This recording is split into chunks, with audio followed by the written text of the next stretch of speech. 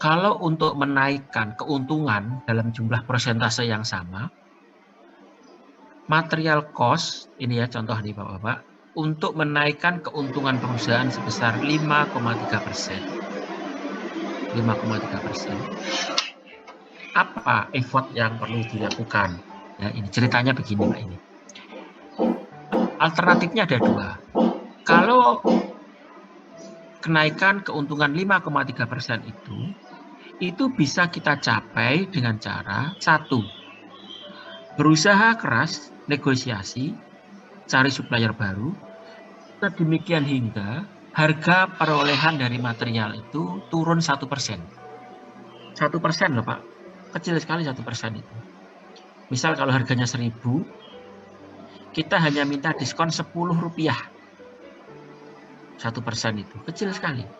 Jadi kalau harga 1.000, saya minta cuma turun Rp10. Diskon kecil sekali. Atau kita berusaha untuk menaikkan penjualan sebesar 5,3%. Artinya di sini kenaikan keuntungan ini bisa dilakukan dengan menurunkan bahan baku 1% atau menaikkan penjualan 5,3%. Yang di kanan ini effortnya berat ini. Menaikkan penjualan 5,3%. Bukan produk itu. Iklan, kemudian channel penjualan ada di mana-mana dan seterusnya. Bisa mencapai itu. Ada cara yang lebih mudah, yaitu 1% penurunan bahan baku. Dan itu ada di bagian pengadaan. Dan itu dimungkinkan kalau perusahaan itu mulai menyadari bahwa bagian pengadaan itu tidak hanya perkara untuk membeli, membayar, administrasi gitu, tetapi lebih strategik dari itu.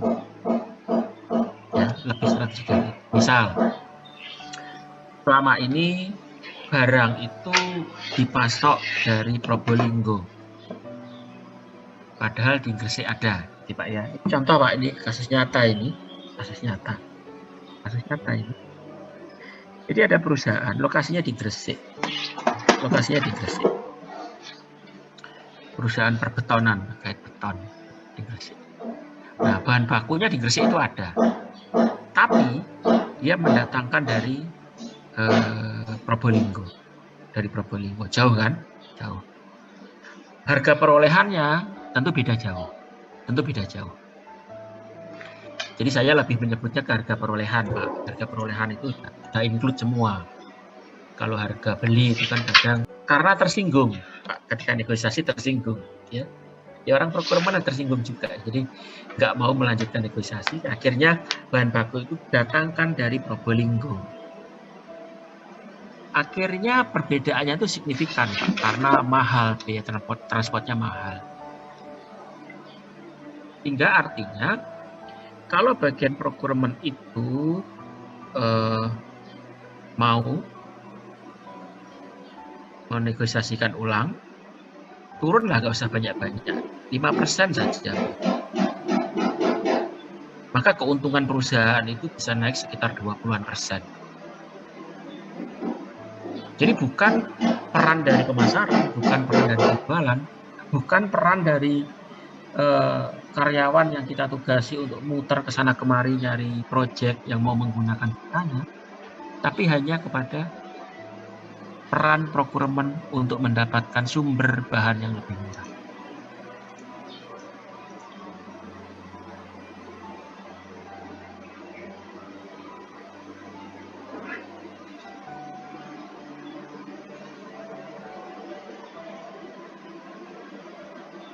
Contoh-contohnya banyak Bapak, jadi silahkan di googling lah ilustrasi itu, bahwa penurunan kecil gitu ya dari harga bahan baku yang itu merupakan peran dari procurement itu akan menyebabkan kenaikan yang signifikan jika dibandingkan effort bagian yang lain. Baik, itu pentingnya procurement. Kemudian yang berikutnya adalah isu terkait single sourcing atau multiple sourcing. Artinya di sini adalah kita ingin membandingkan antara pemasok itu baiknya satu atau beberapa. Nah, ini kelebihan dan kekurangannya, Bapak-bapak. Kalau single sourcing itu terjaga kerahasiaannya. Jadi prakteknya di perusahaan-perusahaan besar itu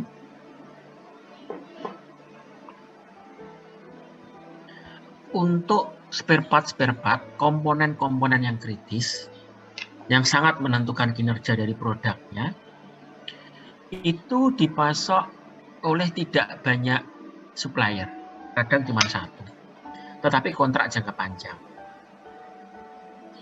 Salah satunya adalah kerahasiaan, kontrak eksklusif gitu. Hanya boleh memasok ke saya, tidak boleh memasok ke perusahaan yang lain dan seterusnya. Itu satu ya, kerahasiaan terjaga. Kemudian yang berikutnya adalah skala ekonomis. Karena kita memesan hanya ke satu supplier, akhirnya kita memesan dalam jumlah banyak. Kalau memesan dalam jumlah banyak, akhirnya bisa lebih murah. Karena skala ekonomisnya tercapai. Skala ekonomis itu gampangnya dalam bahasa awamnya adalah biaya tetap yang terbagi ke banyak produk. Sehingga beban biaya tetap itu menjadi murah. Saya biasanya ke mahasiswa-mahasiswa yang anak kecil-kecil yang di kampus itu, saya mengilustrasikannya itu pakai kalau mereka itu berwisata ke Batu, nyewa mobil Avanza, sehari 300.000, kalau diisi 3, maka urunannya 100 ribuan. Kalau diisi berenam, maka 50 ribuan. Gitu. Jadi skala ekonomis itu, Pak. Jadi kalau di perusahaan juga sangat sering terjadi itu. Tenaga kerja digaji bulanan. Untuk memproduksi banyak atau sedikit, kadang tidak nambah tenaga kerja. Karena mesinnya itu banyak yang otomatis, ya. Jadi intinya adalah kalau kita mesan banyak, biasanya harganya bisa murah. Nah, terus keuntungan yang lain adalah karena cuma menangani satu perusahaan, administrasi jadi mudah. Karena perusahaan itu hanya melayani kita, maka koordinasinya juga makin mudah. Semakin niat, ya. Nah, negatifnya ini, Pak, negatifnya. Kalau supplier cuma satu, akhirnya bargaining positionnya kita akan turun. Karena kita tergantung pada supplier itu. Tergantung akhirnya pada supplier itu. Ya. Kalau supplier itu ada masalah, maka akhirnya kita ikut bermasalah secara langsung. Tidak punya backup. Dan yang berikutnya, tidak ada persaingan. Jadi supplier itu merasa perusahaan itu hanya pesannya ke saya, kok nggak ada alternatif lain. Maka si perusahaan itu tidak ada motivasi untuk memperbaiki kualitasnya.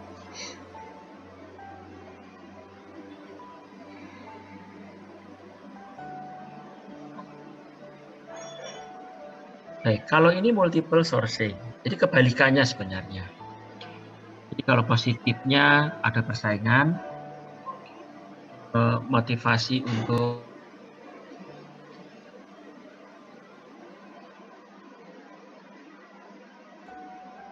ya. Kalau banyak maka mereka itu saling bersaing.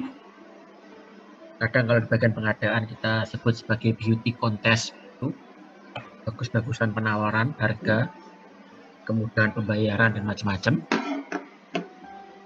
Terus kemudian kalau single sourcing itu murah diperoleh karena skala ekonomis. Kalau multiple sourcing murah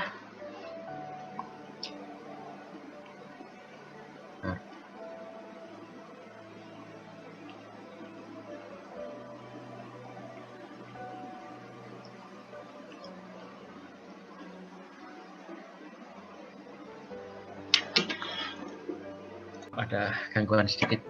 Nah, kalau di multiple sourcing itu harga murah diperoleh karena kita ada bisa ngasih harga segitu, kenapa kamu tidak, dan seterusnya. Kalau di single sourcing dapat murah karena skala ekonomis, kita pesan dalam jumlah besar. Kalau multiple sourcing karena persaingan, ya karena persaingan. Baik, itu kelebihan dan kekurangan utama dari single sourcing sama multiple sourcing.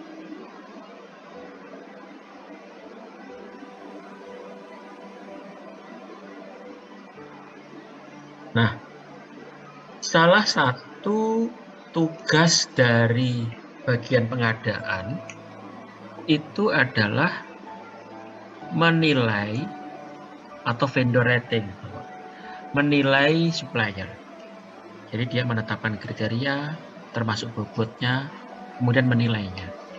Baik ketika memilih, ataupun ketika supplier itu sudah berjalan kontraknya. Nah, disitulah kadang yang sering terjadi ayal-ayalan ya Bapak-Bapak ya. Kalau lelang kok kriterianya itu, kenapa tahu dan saya di kriteria itu nilainya jelek, kenapa kok Bapak kasih bobot yang besar, sengaja ya ingin menyingkirkan saya, dan seterusnya lah. Banyak semacam itu ya. Jadi itu masuk ke tugas dari procurement sekarang, memilih dan juga memberikan penilaian kinerja supplier. Kalau di perusahaan-perusahaan yang bagus itu, kinerja ini menentukan order Bapak-Bapak. Kalau kinerjanya jelek, dikasih sedikit pesanannya. Kalau kinerjanya bagus, dikasih banyak pesanannya. Itu.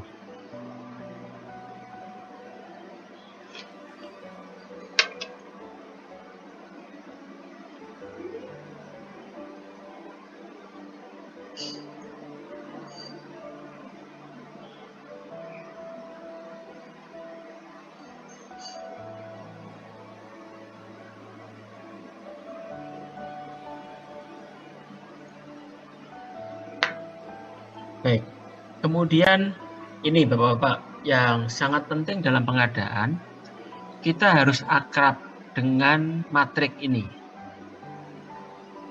Bapak-Bapak tolong perhatikan matrik ini, ya.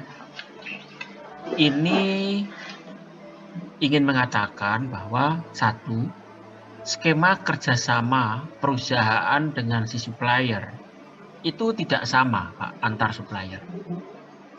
Antara supplier A dengan supplier B itu tidak perlu sama.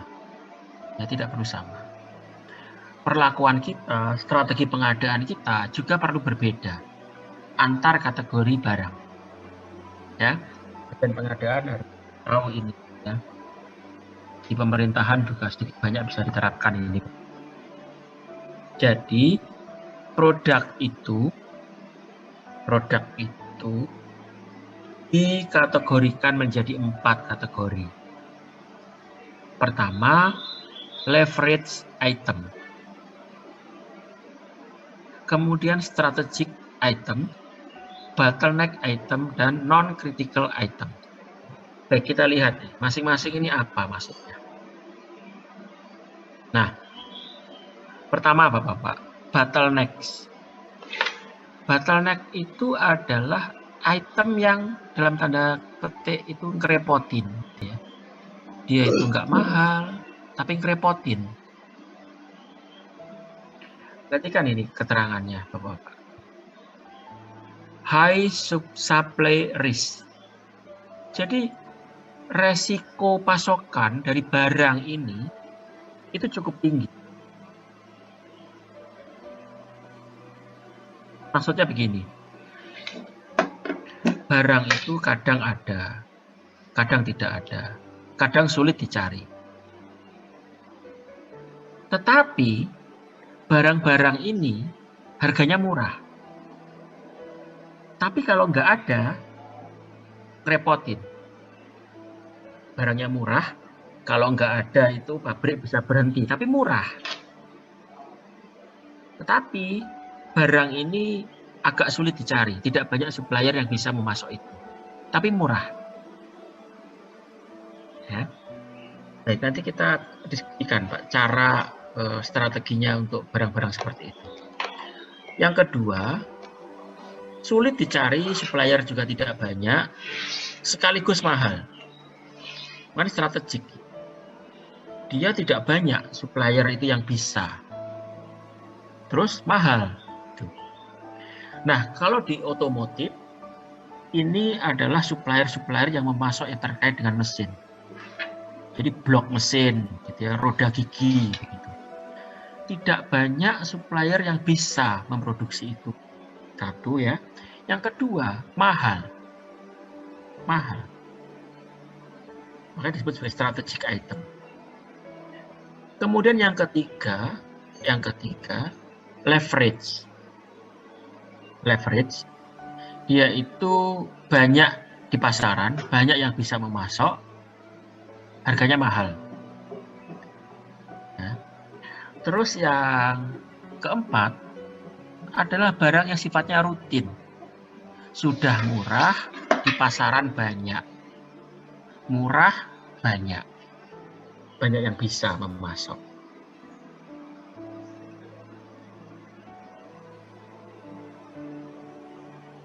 Nah, berarti kan yang pertama, Bapak-bapak, yang bottleneck material, yaitu adalah harganya murah, tetapi tidak banyak yang bisa memasok, atau supply risk-nya tinggi, resiko pasokannya tinggi.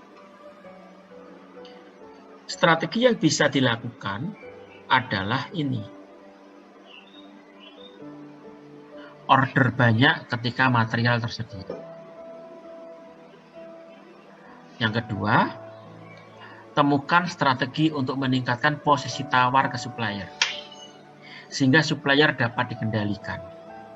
Artinya begini loh Bapak, dia itu kan supplier itu tahu dia itu banyak dibutuhkan oleh banyak perusahaan, ya. Terus, tapi harganya murah, gitu.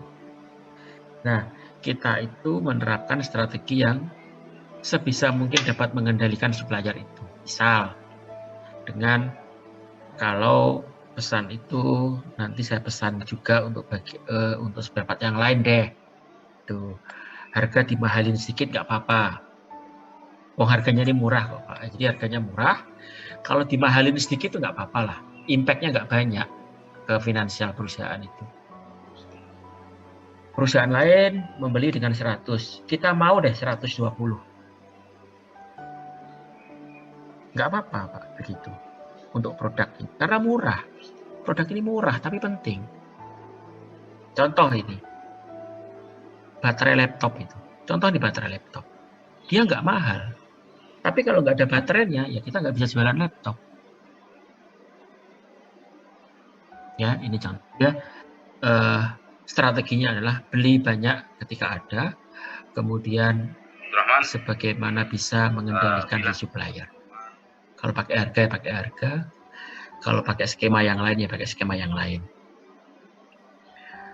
Terus kemudian yang berikutnya adalah strategic material. Strategic material ini dia itu mahal dan tidak banyak yang bisa. Nah, artinya material ini berbahaya bagi perusahaan. Berbahaya itu artinya kalau supplier itu rewel menaikkan harga gitu, perusahaan itu daya tawar itu rendah sekali. Nggak bisa untuk tidak, karena ya tergantung. Kalau mau ganti supplier tidak banyak yang bisa. Maka disarankan yang pertama adalah coba deh berusaha kita latihan untuk memproduksi sendiri. Kemudian yang kedua, kalau memproduksi sendiri itu sulit, nggak bisa, nggak punya waktu, nggak punya tenaga kerja, coba kita bikin kontrak jangka panjang dengan supplier. Seperti yang dilakukan oleh Toyota, itu banyak melakukan ini. Kemudian yang ketiga, kita harus hati-hati ketika memilih supplier. Karena ini barangnya itulah penting, strategis. Kalau sampai desain kita dibocorkan ke pihak lain, maka konsekuensinya bisa mahal. Gitu. Ya, jadi kalau bisa beralihlah produksi sendiri, lakukan kontrak jangka panjang, pilih supplier dengan hati-hati. Dan analisa risiko. Jadi analisa risiko itu yang dimaksud dengan analisa risiko atau manajemen risiko itu Bapak. Kita memetakan risiko, dampaknya, frekuensi terjadinya, dan yang paling penting kita sudah menyiapkan mitigasinya atau apa yang bisa kita lakukan jika seandainya terjadi hal-hal yang mengganggu pasokan material ini. Ya. Baik, ini untuk yang kategori yang kedua. Kategori yang ketiga itu adalah leverage product. Nah, contoh Bapak-bapak nih ya, contoh. Contohnya adalah kemasan pada fast moving consumer good. Ya, fast moving consumer good. Kemasan itu murah. Nah, tapi kalau nggak ada, ya nggak bisa jualan. Tapi kalau nggak ada, produksi ya macet. Sehingga strateginya di sini order dalam jumlah banyak. Sehingga posisi tawarnya tinggi. Karena ada banyak yang bisa, kita cari alternatif supplier sebanyak-banyaknya. Dan kalau bisa, cari bahan yang bisa mensubstitusi bahan tersebut. Kemasan tidak harus kardus misalkan ya. Ganti plastik, ganti kayu misalkan. Tidak harus botol, kadang bisa galon dan macam-macam lah alternatifnya.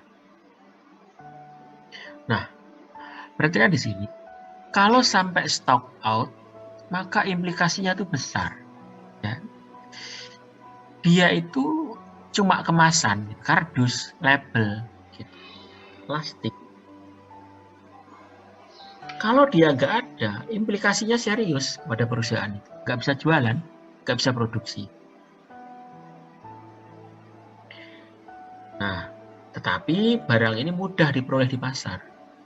Mudah diperoleh di pasar. Sehingga beli aja dalam jumlah banyak nggak apa-apa. Kalau beli banyak, biasanya posisi tawar kita akan tinggi. Kita bisa nego macam-macam ya. Bisa nego macam-macam. Nah, kemudian yang berikutnya itu adalah barang yang rutin. Rutin itu implikasinya rendah, murah, banyak diperoleh di pasar. Artinya gini Bapak-bapak, Bapak juga beberapa pasti sudah berpengalaman tentang pengadaan ini. Artinya gini lah sederhananya, kalau di perusahaan, di kampus gitu ya. Prosedur pengadaan untuk membeli kopi atau teh atau tisu harus berbeda dengan prosedur pengadaan laptop, mesin, alat lab. Ya. Yang satunya rutin. Jadi sumber daya orang-orang pengadaan kita itu jangan sampai waktunya habis untuk mengurus administrasi pembelian teh, kopi, gula gitu ya. Nggak keren lah, nggak keren. Impact-nya nggak banyak. Impact-nya nggak banyak, direpotin dengan dokumen yang macam-macam. Nah, oleh karena itu di perusahaan itu seringkali mereka membagi. Yang ini tidak perlu approval dari manajer, tidak perlu approval dari direktur. Yang ini cukup tanda tangannya manajer, yang ini harus sampai direktur, yang ini dokumennya harus ini, yang ini tidak perlu dokumen, misalkan begitu. Nah, praktek yang saya tahu di salah satu perusahaan besar itu, yang kecil-kecil itu pengadaan sekali Pak, sekali di awal tahun. Wes disepakati beli kopi.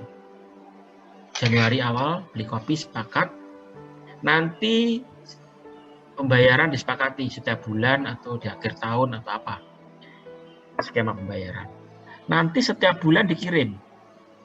Rutin gitu. Jadi setiap bulan tidak lagi ada tanda tangan khusus. Beli lagi tidak usah. Sekali beli, kirimnya rutin.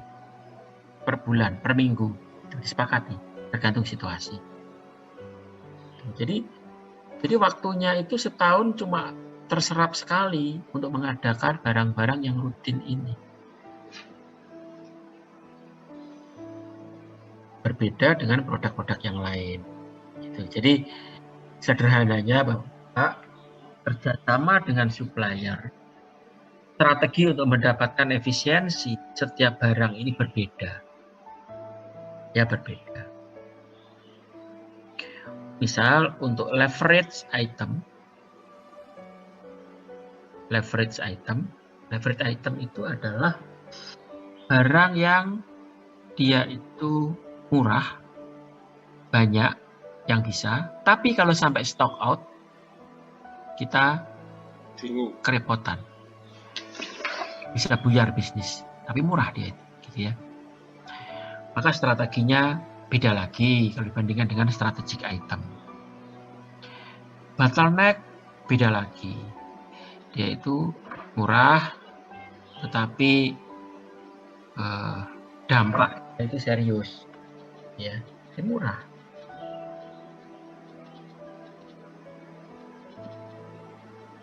Bahkan Bapak-Bapak explore lagi. Banyak sekali bacaan-bacaan dan studi kasus tentang memetakan strategi yang berbeda. Kerjasama, negosiasinya, skema kontrak, ataupun strateginya beda-beda untuk keempat jenis.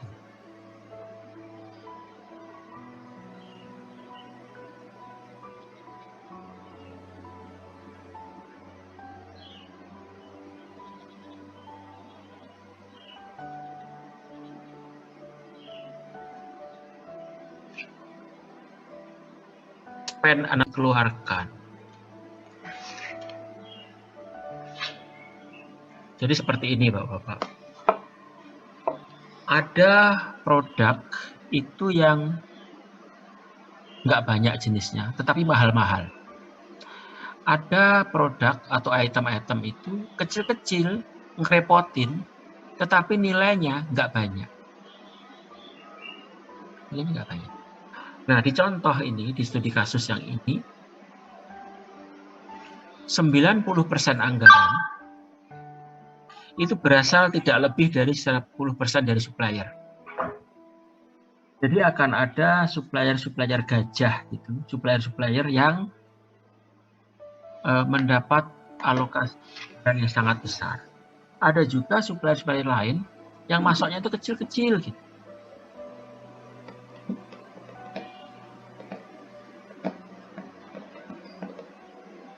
Seperti spend analysis, Bapak.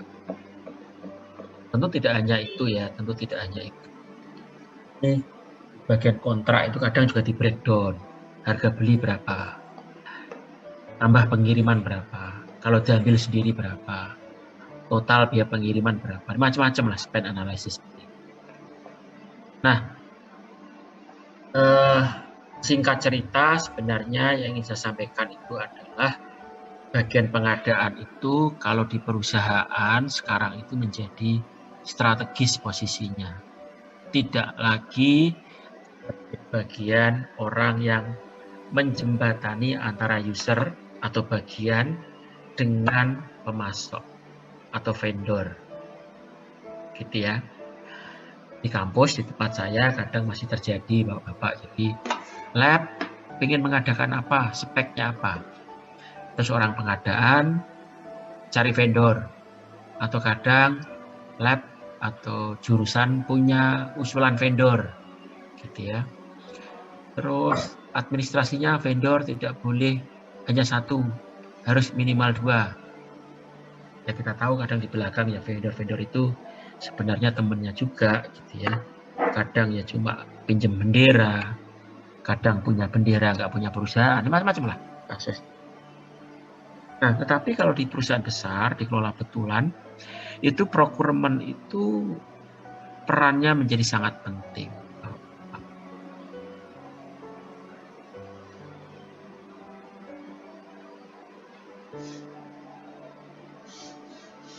Pak, silahkan kalau ada komentar, mungkin cerita pengalaman atau apa saja lah, silahkan.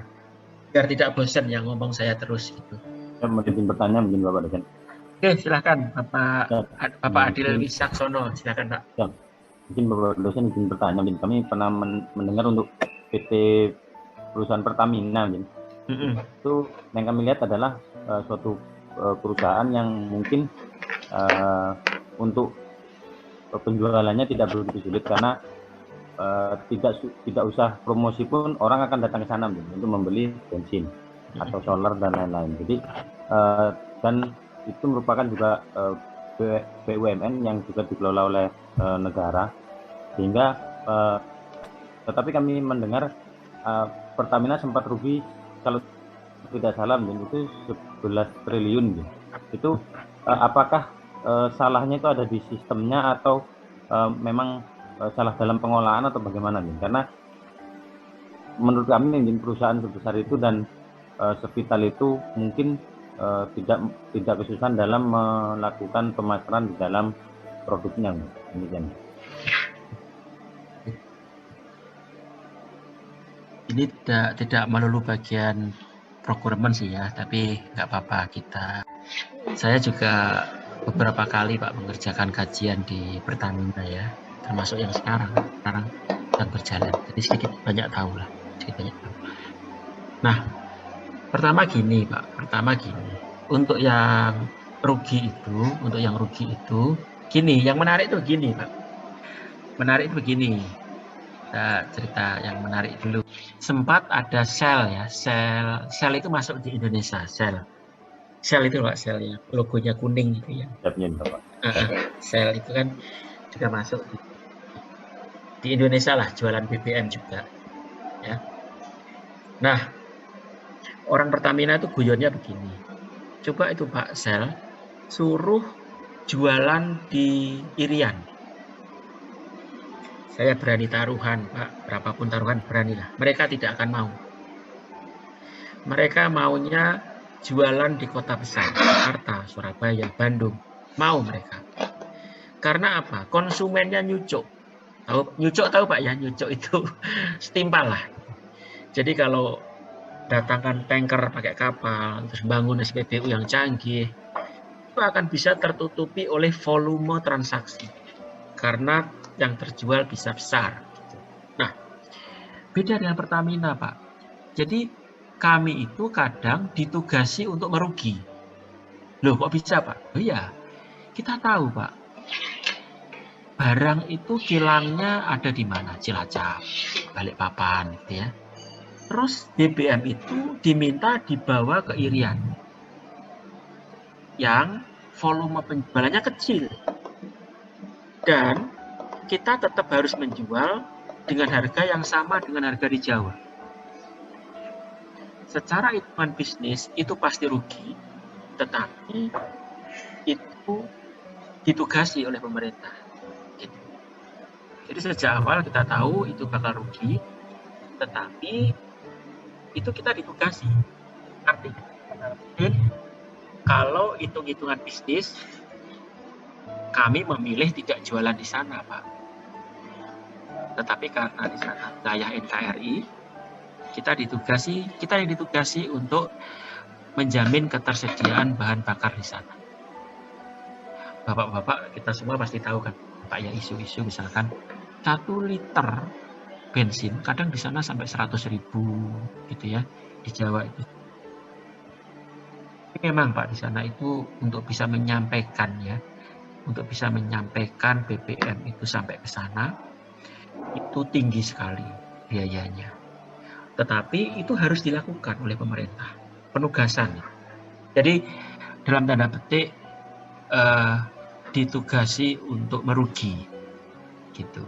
Nah, tetapi kalau bapak-bapak baca laporan lengkapnya yang 11T atau berapa itu ya, itu adalah kerugian Pertamina karena jualan di di daerah yang tidak menguntungkan secara bisnis, tetapi ditugasi oleh pemerintah menjamin ketersediaan BBM. Gitu ya. Nah, secara total masih untung secara total, tetapi itu ditutupi oleh penjualan di daerah lain. Secara total masih untung, tetapi di bagian-bagian daerah-daerah yang secara bisnis tidak masuk hitungan, tetapi ditugasi harus jualan di sana, memang rugi Pak, dan itu besar. Dan pembelaan orang Pertamina nih Pak ya, pembelaan orang Pertamina. Kalau seandainya Pertamina itu bebas memilih, tidak usah jualan di daerah-daerah itu, wah, keuntungan kami bisa sangat besar Pak. Begitu Pak Adil, pembelaan dari orang Pertamina Pak. Siap, izin Bapak. Izin menanyakan gitu. Apakah benar apabila Indonesia itu memang memiliki sumber daya minyak yang banyak, tetapi untuk mencukupi kebutuhan di Indonesia itu harus mendatangkan dari luar. Jadi minyak mentah dikirim luar, diolah, baru menjadi macam-macam bahan bakar, baru dimasukkan lagi ke Indonesia. Apakah benar seperti itu Bapak? Ya, nah salah satu minyak di Indonesia, sumur ya Pak ya, sumur minyak, cadangan minyak di Indonesia, bagaimanapun dia terbatas, ya terbatas. Jadi makin lama cadangan itu makin habis, itu jelas, kita semua tahu itu, kita semua tahu. Terus yang kedua, yang banyak dikritik oleh banyak pihak itu adalah proses pencarian sumur-sumur baru, ya, proses pencarian sumur-sumur baru itu kurang didorong atau regulasinya kurang mendukung kalau tidak salah, sehingga perusahaan itu bisa mencari sumur-sumur baru, skema begini loh Pak, maksudnya itu ada negara-negara itu kalau perusahaan itu mencari sumur-sumur baru itu kan mahal Pak ya, uji geologi itu mahal, sudah dibor ternyata ada minyaknya tapi tidak banyak, tidak ekonomis untuk dibor dilanjutkan. Nah, kalau usaha untuk menemukan sumur baru terus kemudian gagal, itu diganti atau tidak? Nah, kalau tidak diganti, nah resikonya besar bagi perusahaan untuk menemukan itu. Nah, kalau menemukan, kemudian kompensasinya menarik atau enggak? Nah, itu Bapak-Bapak yang setahu saya, mungkin juga tidak lengkap ya pengetahuan saya terkait itu kurang didorong untuk penemuan sumur baru. Nanti Bapak-Bapak bisa telusuri lah berita itu. Berapa penemuan sumur baru dalam 10 tahun terakhir? Minim Pak jumlah, minim. Ya. Terus yang kedua pertanyaan tadi, pembangunan kilang. Kilang itu proses Pak ya, proses untuk mengolah minyak mentah. Jadi minyak mentah itu campur macam-macam Pak ya, kotoran, air, dan airnya harus dikembalikan lagi ke sumur, macam-macam Pak. Nah, kilang kita itu terbatas. Dan itu saya setuju bahwa Pak silahkanlah browsing berita-berita itu banyak Pak. Jadi sepertinya memang ada semacam mungkin permainan ya, yang menghalangi pembangunan kilang itu di Indonesia, sehingga masih terjadi yang Bapak tanyakan itu, dikirim keluar, diolah, dimasukkan. Karena kilang kita terbatas, kebutuhan kita besar. Gitu. Cadangan minyak kita nggak banyak loh Pak, yang siap dikonsumsi ya. Kalau nggak salah cuma 21 hari atau berapa gitu. Sehingga misalkan begini Pak, misalkan ya, terusan Suez macet sehingga kapal tanker nggak bisa lewat, macet 2 bulan, kita bisa habis loh Pak BBM itu, karena cuma 21 hari cadangan BBM kita yang siap untuk dipakai motor, industri. Begitu Bapak-Bapak sejauh yang saya tahu, mungkin tidak lengkap ya, tapi paling nggak ada semacam pancingan, nanti Bapak bisa browsing sendirilah data-data itu. Terima kasih Bapak. Nah, data-data itu. Termasuk pertanyaan Bapak tentang kilang tadi menarik itu Bapak. Coba Bapak-Bapak browsing lah 10 tahun terakhir, berapa kilang yang dibangun. Kenapa kok nggak dibangun-bangun? Pihak mana yang diuntungkan kalau nggak ada kilang? Gitu ya. Dikirim keluar, nyewa kapal. Masukkan lagi, nyewa kapal. Dan seterusnya lah Bapak. Bapak bisa cari. Silahkan Bapak, ada cerita mungkin di kedinasan atau di bagian apa gitu. Saya tahu di bagian apa, di pengadaan di militer itu kan spare part, sama-sama spare part nih. Itu ada spare part yang sifatnya strategik, artinya dia itu penting, mahal, tidak banyak yang bisa membuat. Tetapi ada spare part yang sifatnya itu gampang, mudah dibuat, banyak yang bisa memasok, harganya murah. Ada seperti itu ya. Ada juga yang spare part itu murah, tetapi penting.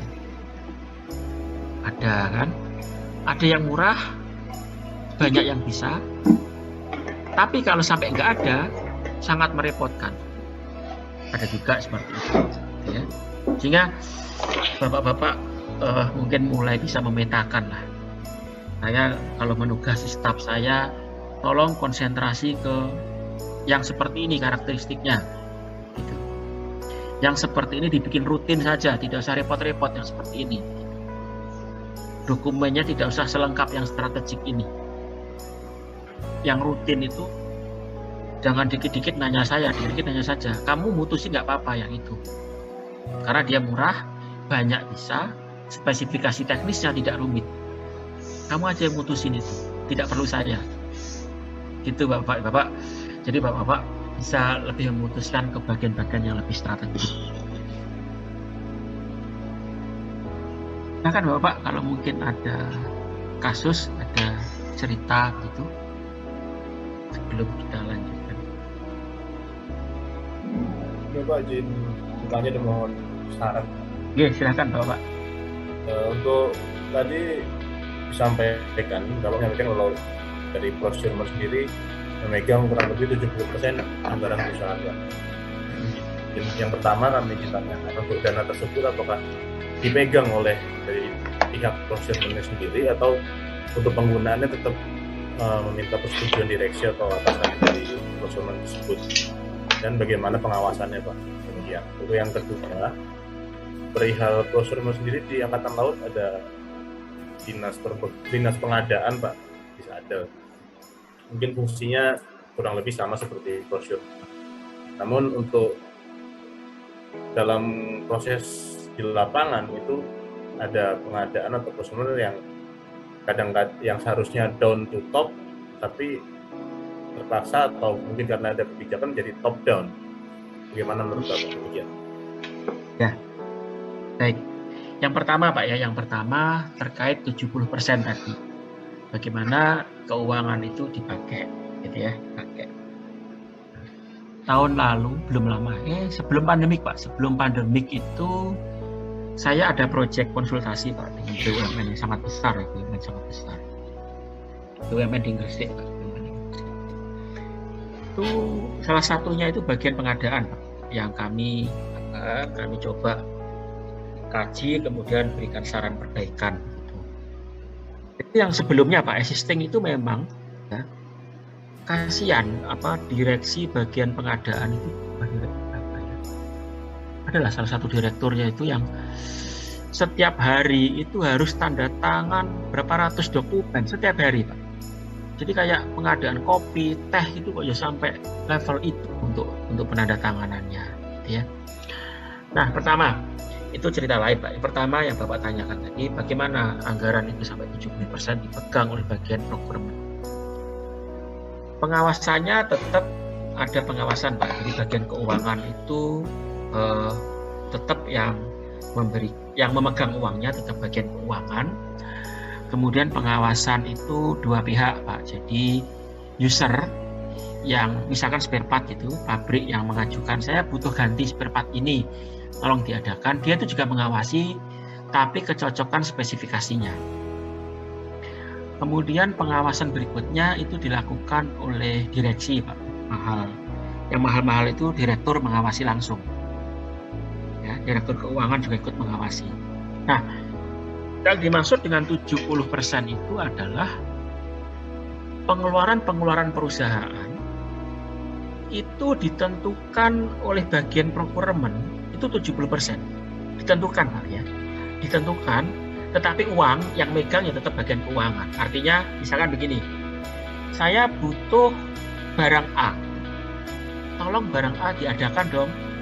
Nah, itu lagi-lagi procurement tuh yang mencarikan vendor, menseleksi, terus kemudian membelikan, itu tetap bagian procurement.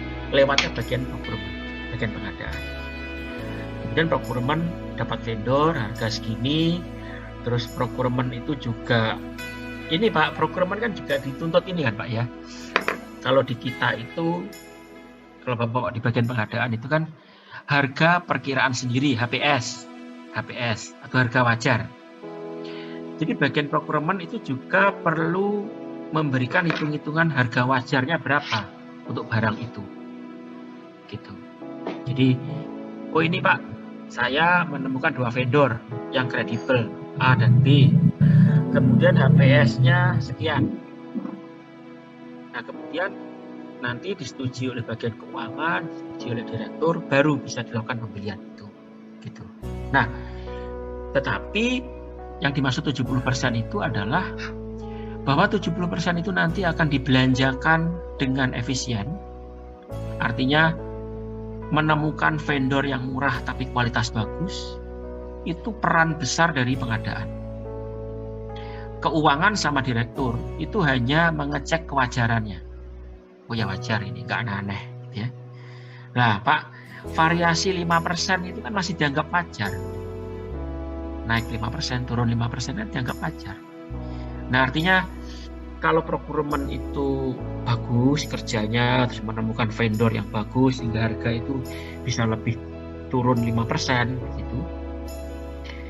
5% dari 70%. Berapa itu? 5% dari 70%. 3,5% Pak ya? Berapa itu? 3,5%. 5% dari 7%. Dari 70%. Ya sekitar 3,5%. Pun 3,5%. Tetapi misalkan begini Pak, bagian logistik, total anggaran di bagian logistik 10%. Hemat 10%. 10% dari 10%. Hanya 1%. Jadi menghemat 10% di bagian logistik, itu secara total hanya hemat 1%. Tapi bagian pengadaan tadi, hemat 5%, itu 3,5%. 3 kali lipatnya effortnya bagian logistik, yang bisa hemat 10%. Itu kira-kira Bapak.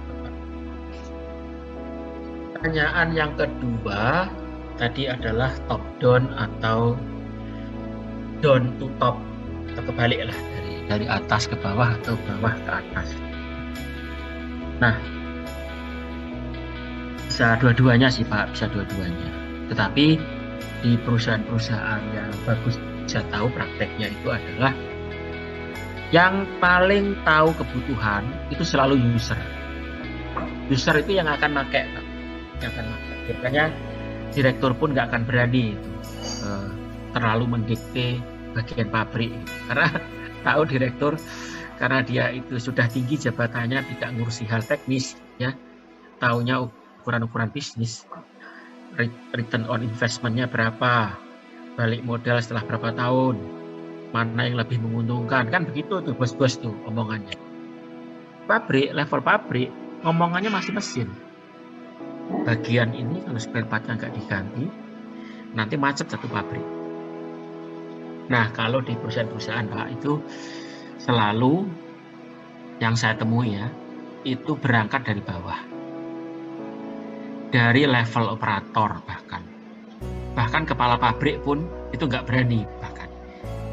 Operator mesin itu mengajukan spare part yang perlu diganti apa, speknya apa, merek yang bagus apa.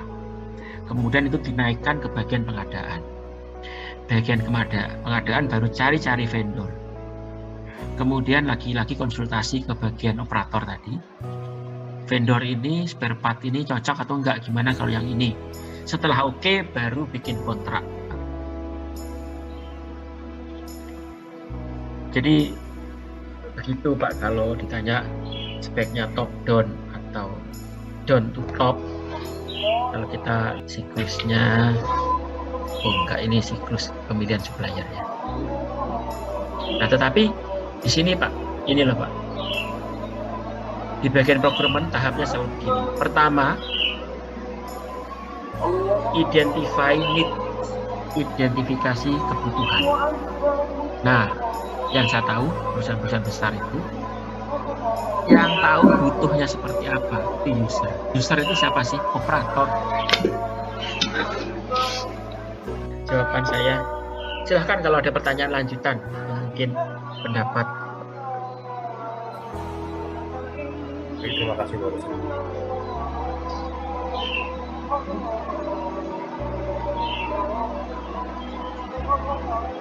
Selamat sore Mas Jin. Ya, silahkan Pak Dwi. Kami izin bertanya, kami pernah mengalami waktu itu kami mengecek pertanggungjawaban keuangan dengan dari didampingi dari tim Masnik dari Kormar ini, atau itu kami masih Pasmar Surabaya. Ada yang kami temukan masalah tim pengadaan karena kami ingin membayarkan itu masalah kontrak tim pengadaannya dari Slok Pasmar sendiri. Kami hanya membayarkan. Pada waktu itu kami akan membayarkan tentang Haranmor, yaitu rantai tank yang seharusnya kontraknya atau barang-barangnya dari Rusia, namun dibelikan di pasar di daerah Surabaya mungkin. Jadi yang harusnya kontraknya itu 20 juta, harga dengan PT tersebut dibeli per bijinya seharga 2.500.000. Sedangkan kami ditanya oleh tim Basrik, kenapa kami dibayarkan? Karena syarat-syaratnya lengkap, namun bunyi uangnya yang diterima atau bunyi yang kami bayarkan dari keuangan ke Slok itu sesuai, dari tim pengadaan sesuai. Namun untuk barang kami kan tidak bisa melihat karena barang yang menggunakan adalah user. Bagaimana sih untuk solusinya ketika kami nanti menghadapi permasalahan yang sama? Terima kasih. Ya, baik Pak. Jadi kontrak itu harus detail sih Pak, memang ya. Kontrak itu harus detail. Nah ini loh Pak, kadang dalam pengadaan itu kan termasuk bagian perusahaan yang sangat sering konflik bagian pengadaan supplier ya, sangat sering. Itu ada contoh yang macam-macam Pak, malah beginilah dulu itu. Ada pabrik ya Pak, pabrik itu pesen power supply itu kan AC ya, tulisannya AC itu kan harus bolak-balik artinya. Itu yang dikirim itu AC pendingin ruangan Pak. Bayangkan Pak bedanya. Kalau Bapak kan rantai masih dikirim rantai itu, rantai tank masih dikirim rantai tank. Ini lebih parah Pak, AC power supply, AC adaptor Pak, power supply untuk mesin besar mahal, yang dikirim pendingin ruangan Pak, sama-sama AC-nya. Wah ini apa itu, harga beda jauh, spesifikasi nggak ada mirip-miripnya sama sekali, gitu ya. Nah lalu apa yang dilakukan? Ya tentu menolak, tidak mau tanda tangan bahwa barangnya. Nah biasanya kalau bagian pengadaan tapi belum pengalaman Pak, hati-hati itu dikerjain oleh supplier nakal.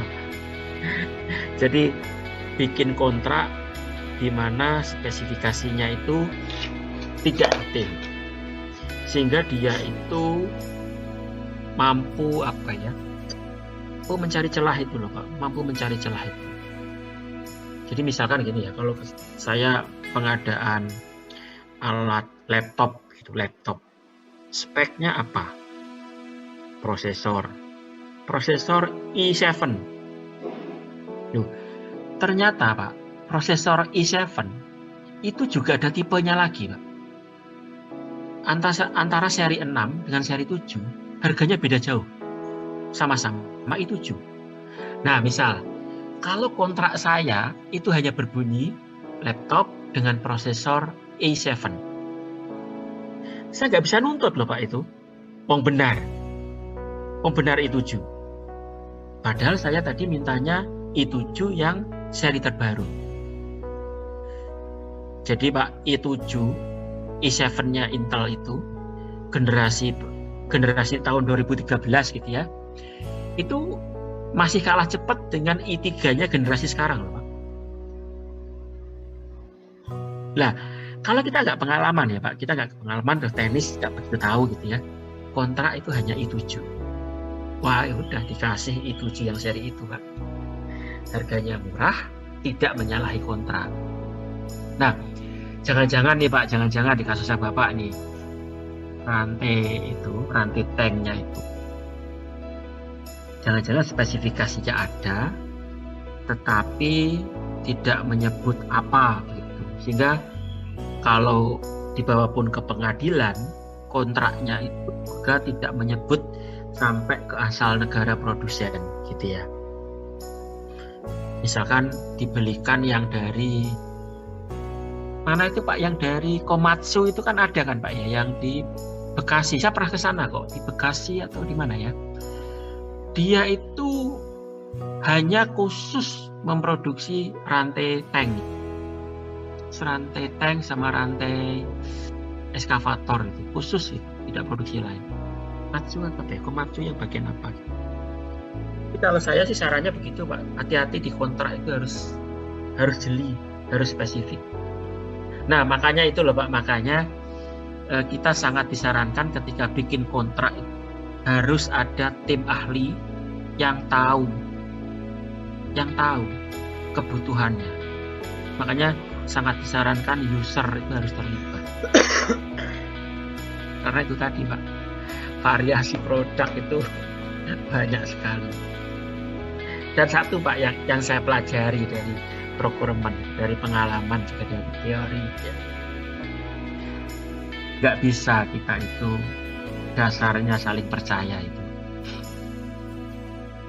Awalnya baik, ramah gitu ya, ramah, gampang Pak, nanti kami beri yang bagus gitu ya, bla bla bla, pembayaran termin 1, berikutnya kedua, akhirnya waktu penyerahan akhirnya, loh ini kan Bapak nggak bilang tadi i7-nya harus berapa. Nah ini i7 Pak, apa yang salah? Nggak ada yang salah. Oh iya, nggak ada yang salah. Yang salah kami percaya sama Anda kan gitu akhirnya. Ya begitulah Pak, Bapak juga sering pasti menghadapi itu ya. Begitu Pak Dwi, kira-kira sebisa mungkin kontraknya itu ya yang. Ya Mujid, terima kasih Mujid. Melibatkan user, kemudian detail itu, terus ya itu tadi nggak boleh ternyata asal percaya itu nggak boleh. Silakan Bapak-bapak yang ada yang lain lagi. Izin Bapak, ya. Kami izin bertanya Pak. Ya, Pak. Pengalaman pribadi kami sebagai user kapal baru Pak. Ketika ada pengadaan kapal baru, mungkin waktu itu ada yang disampaikan tadi dari Kapten Jun, ada yang namanya dispekal, bagian disadal. Namun waktu itu proyek diserahkan di Dismatal gitu. Jadi ada namanya disadal, ada Dismatal. Namun dalam proyek yang kapal yang kami awakin itu adalah proyeknya dari Dismatal. Nah, ketika kita sebagai user untuk mengetahui sesuai dengan kapasitas atau sesuai dengan kriteria, maka kita berusaha untuk mencoba untuk melihat barang yang sesuai dengan kontrak. Namun dari Satgas itu disampaikan bahwasanya user hanya untuk pemakai. Jadi yang pemegang kontrak itu adalah Satgas, cukup Satgas. Jadi mereka ada tim kelaikan, namun di sisi lain masih banyak kekurangan yang kami terima. Itu untuk baiknya atau mungkin ada solusi yang bisa diberikan gitu, Pak. Terima kasih, Pak. Iya, kalau solusi prakteknya ya Pak, bagusnya itu memang user yang ngecek kesesuaian. Jadi misalkan Pak, kalau di ITS Pak ya, kalau di ITS pengadaan dilakukan terpusat Pak. Departemen itu mengajukan, alat lab, alat kerja itu mengajukan. Ketika barang itu dikirim, itu pusat tidak berani tanda tangan kalau usernya tidak tanda tangan Pak. Jadi yang menentukan kesesuaian itu user. Karena user tadi kan yang pesan, yang pakai sehari-hari, gitu ya. Pengadaan itu hanya bantu, memfasilitasi user. Supaya dia itu bisa bekerja dengan baik, berfungsi dengan baik, kemudian dibelikan. Jadi kalau Bapak bertanya bagaimana perbaikannya, ya sarannya itu Pak, user itu yang terlibat untuk menentukan itu baik atau tidak. Itu sih Pak, kalau dimintain saran, saya pikir begitu. Justru kalau di ITS itu bagian pengadaan tidak berani loh Pak menyatakan ini diterima atau tidak, itu nggak berani. Hari ini, pagi ini tadi saya juga dapat telepon dari ITS pusat terkait pengadaan tahun lalu. Jadi ada hibah dari Kementerian Perindustrian. Ya, benar, cukup mahal Pak alatnya, hampir M alatnya. Jadi vendornya itu perlu surat, mungkin untuk pencairan Pak ya, untuk pencairan dari Kementerian. Itu perlu surat bahwa user sudah menerima, sudah oke. Nah itu ITS juga nggak berani Pak tanda tangan. Tadi pagi saya ditelepon dulu, bagaimana, apakah sudah sesuai? Karena sudah sesuai, saya bilang sudah sesuai. Waktu itu ada kendala software, tapi sudah diperbaiki. Oh baik, kalau sudah sesuai, ITS mengeluarkan surat kesesuaian. Tapi orang pengadaan nggak tahu loh Pak, nggak berani karena nggak tahu, speknya nggak tahu, kondisinya di lapangan setelah diterapkan seperti apa nggak tahu, nggak berani mengatakan itu diterima. Gitu. Saya pikir itu praktek yang bagus ya, karena pengadaan itu diakui atau tidak adalah semacam lembaga perantara untuk membelikan, ya, Artinya sebenarnya dalam tanda petik rajanya itu adalah yang dibelikan ini sebenarnya, karena dia yang pakai sehari-hari. Gitu Pak Haji Mulyono. Baik Pak, terima kasih Pak.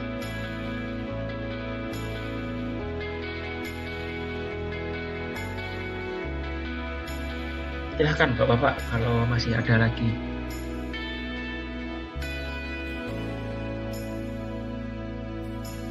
Bapak-bapak selain hari ini bisa hari apa lagi? Selain Rabu.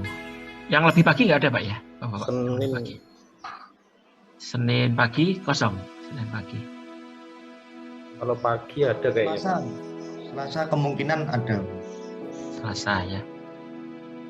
Baik, nanti kita koordinasi lagi Pak ya. Jadi saya itu perlu seminggu 2 kali gitu ya, karena 2 minggu ke depan.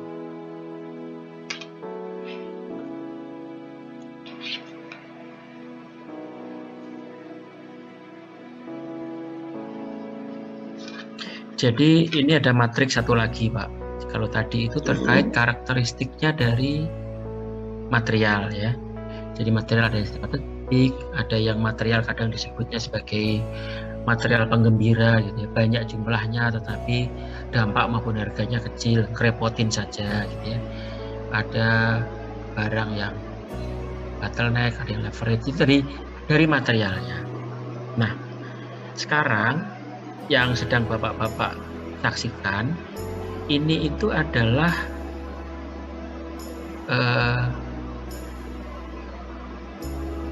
kekuatan tawar Pak, antara pembeli dan penjual. Jadi tidak selalu Pak, ternyata memang pembeli adalah raja, itu tidak selalu Pak. Jadi ada situasi di mana penjual itu raja, ya. Ada situasi di mana penjual itu raja. Jadi misalkan ini Pak, di kuadran ini ya, supplier atau vendor has more power. Jadi bargaining positionnya kuat ya di situ. Kalau dia itu memasok banyak konsumen, amounts of customer of material bought from the supplier. Jadi misal nih Pak ya, misal lah pupuk ya, perusahaan pupuk di Indonesia gitu. Misalkan ada Pupuk Indonesia Group atau PI, ada PKT, Busri, kemudian Petrokimia Gresik, terus kemudian ada pupuk swasta, agak banyak kan, banyak. Nah, kalau salah satu bahan baku itu hampir semua perusahaan pupuk di Indonesia beli ke dia, kan di sini nih persentase banyaknya konsumen yang beli dari supplier itu tinggi, misalkan sekitar 70% beli dari dia ya. Terus yang di sini banyaknya material yang dipunyai oleh supplier itu yang dijual ke perusahaan kita. Misal gini Pak, misal perusahaan ini punya 100 ton, terus yang dijual ke kita itu cuma 5 ton ya, dia jualnya sedikit, 5 ton dari 100 ton, padahal dia itu menguasai 70% pasar. Nah, kalau ada vendor yang seperti itu Pak terhadap perusahaan kita, maka dia tuh kuat Pak posisinya. Dia itu jualan ke kita itu sedikit. Artinya kan kita tuh nggak penting tuh bagi dia. Tapi dia itu menguasai pasar. Supplier mayoritas untuk material itu di Indonesia. Tapi kita beli dari dia nggak banyak. Sekitar 10% atau 20% gitu. Nah, kita sadari itu Pak, bahwa bargaining position dia itu kuat dan kita lemah. Jadi kalau tawar-menawar harga gitu ya, tawar-tawar skema pembayaran, itu kita menjadi kurang pede.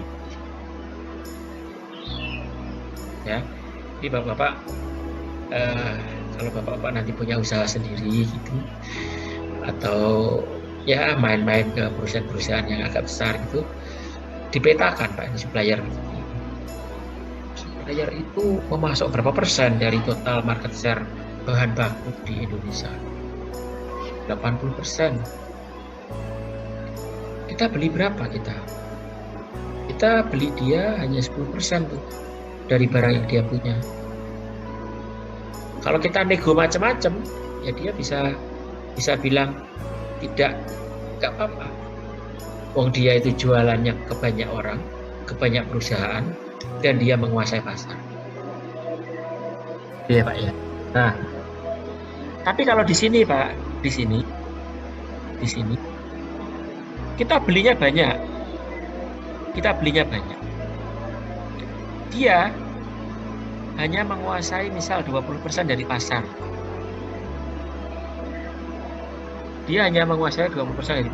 Misalnya dia punya 200 ton. Jualan dia total 200 ton. Terus kemudian kita beli dari dia itu 150 ton. Artinya kalau kita nggak beli dari dia 5% barang dia jadi nggak laku.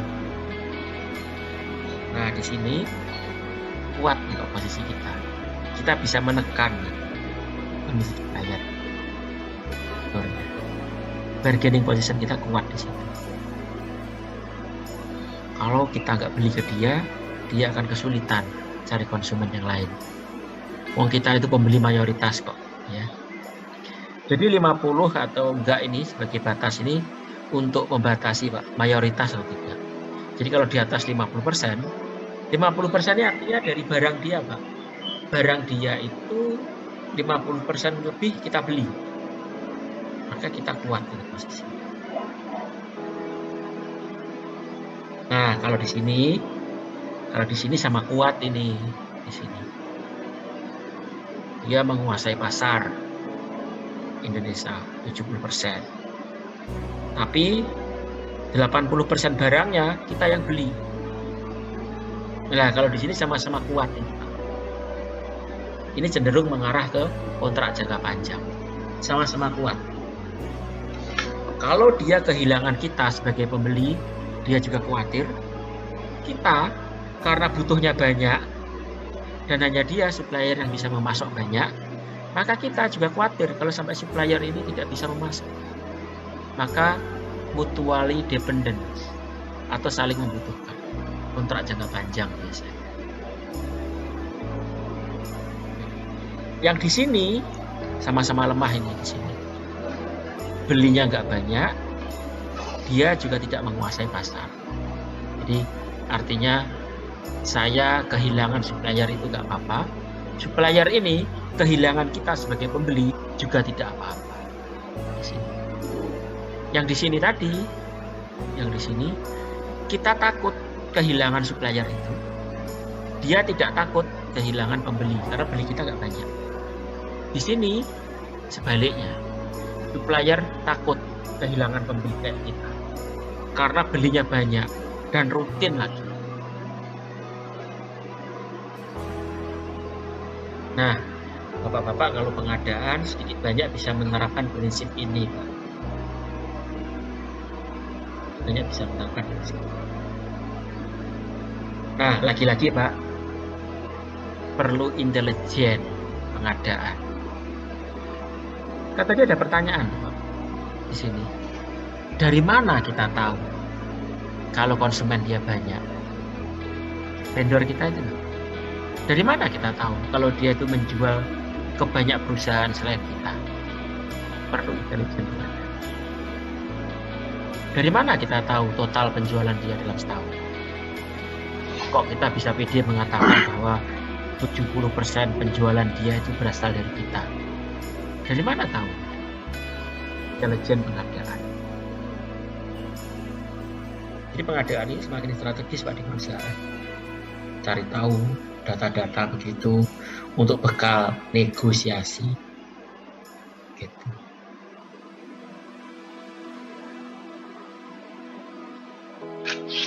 Kalau tidak ada, saya kasih teaser Pak ya. Teaser itu iklan, tapi nggak diajarkan sekarang. Diajarkan nanti. Nanti di pertemuan berikutnya Pak, kita akan belajar belum ter-share, sebentar, masih loading ya.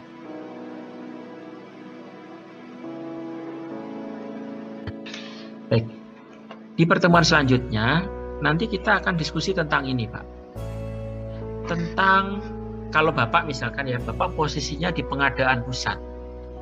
Di pengadaan pusat, kemudian Bapak itu punya 3 wilayah atau 4 wilayah ya, banyak wilayah itu terserah lah Bapak bisa. Ini sebagai ilustrasi, kalau wilayahnya diperbanyak bisa ya. Jadi wilayah 1 itu mengajukan permintaan seperti ini, kebutuhan barangnya. Wilayah 2 mengajukan kebutuhan seperti ini. 3 seperti ini. 4 seperti ini. Gitu ya. Nah, kemudian di masing-masing wilayah itu juga masih ada barang yang tersisa. Ada barang sisa di gudang. Bisa spare part, bisa peluru untuk latihan gitu ya. Setiap wilayah jadwalnya beda-beda, kebutuhannya beda-beda. Nah, kita perlu menangani pengadaan terpusat. Untuk barang yang sama, meskipun yang minta itu dari daerah dan wilayah yang berbeda, akan kita adakan secara bersama-sama, terpusat barengan. Jumlah besar, sehingga harapannya nanti efisien, dapat diskon, pengiriman sekali, langsung untuk semua wilayah, gitu ya. Nah, tetapi kita perlu sebuah format sehingga kita bisa merekap semua permintaan wilayah itu untuk bisa kita adakan dalam pengadaan terpusat, central supply-nya. Sehingga kita punya tabel tuh, secara total dalam periode itu ada total kebutuhan berapa, dan kita perlu mengadakan berapa, kepada siapa, dibagi ke beberapa vendor atau ke satu vendor, gitu. Ya, Bapak, jadi nanti di pertemuan selanjutnya kita akan diskusi tentang format itu. Jadi prinsip ini sudah dipakai, Pak, di beberapa perusahaan yang kebetulan juga saya terlibat merancang sistemnya, Pak, ya. Jadi saya ilustrasikan dulu, Pak. Saya ilustrasikan dulu kasusnya waktu itu. Jadi ada sebuah BUMN, Pak, besar, BUMN besar. Di dalam BUMN ini ada pabrik-pabrik, Pak. Jadi ada pabrik dalam pabrik. Ada pabrik dalam pabrik. Di sini ini raja-raja kecil nih, Pak. Ada pabrik dalam pabrik.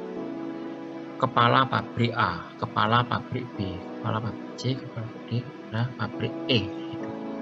Nah, setiap pabrik memiliki jadwal perawatan yang beda-beda. Padahal mesinnya itu sama, mirip. Uang produknya juga cuma satu, ya. Ya mirip. Nah, praktek yang terjadi adalah pabrik A itu mengajukan pengadaan spare part sendiri. Kami punya jadwal perawatan seperti ini. Tolong diadakan 10 pada periode kedua. Pokoknya harus siap itu spare part karena kami mau melakukan perbaikan. Yang B perlu 20 pada periode ke-1. Yang C perlu 5 pada periode kedua dan seterusnya. Sebelumnya masing-masing dilayani, Pak, masing-masing. Jadi A butuh ini dipesankan, B butuh ini dipesankan. Jadi untuk spare part yang sama, fungsinya sama, dan untuk mesin yang sama, ini bisa berpuluh-puluh dokumen dalam setahun. Padahal barangnya sama persis. Ya, padahal barangnya sama persis. Sehingga Bapak-Bapak bisa bayangkan ketidakefisienannya. Dokumen ada 10, sama ngeceknya 10 kali. Pembayaran juga 10 kali. Penandatanganan bahwa barang itu sudah sesuai atau tidak juga 10 kali. Ya. Nah, kemudian sistem itu diperbaiki. Untuk barang yang sama, ini kodenya itu mengajukannya lewat ini. Kayak gambar yang tadi, Pak, mengajukannya.